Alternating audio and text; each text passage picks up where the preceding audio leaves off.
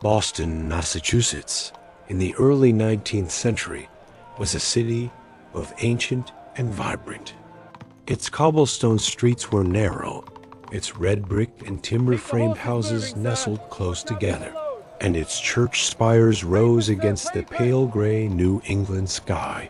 Mornings here often began with the ringing of church bells and the salty scent of the harbor.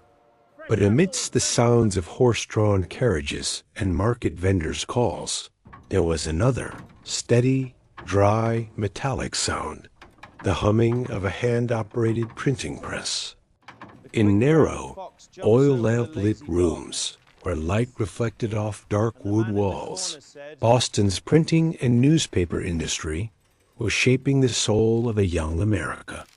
Around 1800, the United States had only been independent for a little over 20 years. The federal Constitution was new. Political parties were newly formed and increasingly conflicting. Against this backdrop, Boston became one of the nation's most important centers of journalism.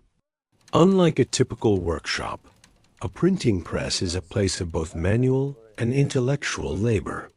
Inside, typesetters stand before large wooden trays, divided into hundreds of small compartments. Each compartment contains a single letter cast in raised, inverted lead. They pick up each letter with their metal-stained fingertips, place it in the iron frame, and assemble it into lines. This work demands intense concentration.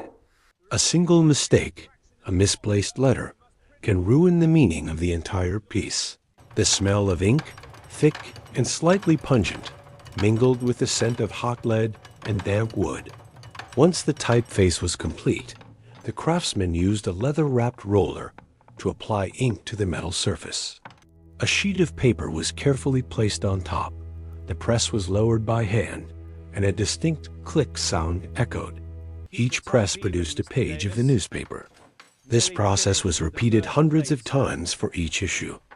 International news reached Boston by sea. When a ship from Europe docked, printers immediately sent people to collect letters and news reports. News about Napoleon, about the wars in Europe, about the Atlantic trade, all were copied, edited, and reprinted. Even with delays of weeks, even months, these news reports still made Bostonians feel connected to the wider world. Beyond politics, the press also reflects daily life. Advertisements occupy a significant portion of the newspaper pages.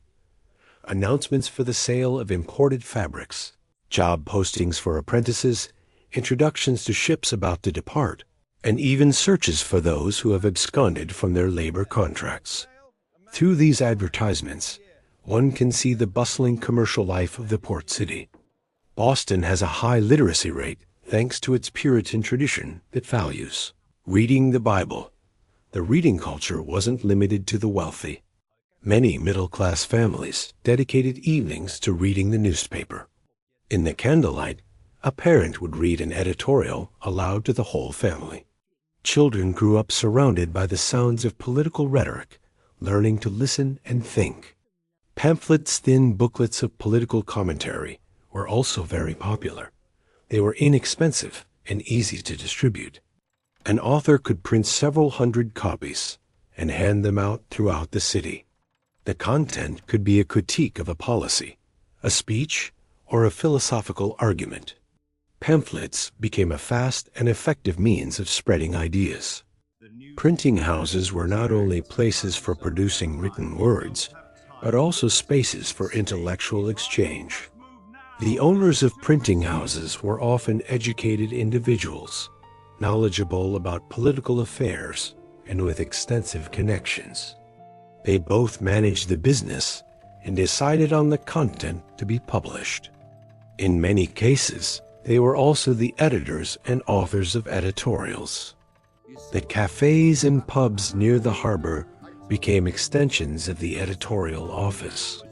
People would excitedly discuss a recently published article.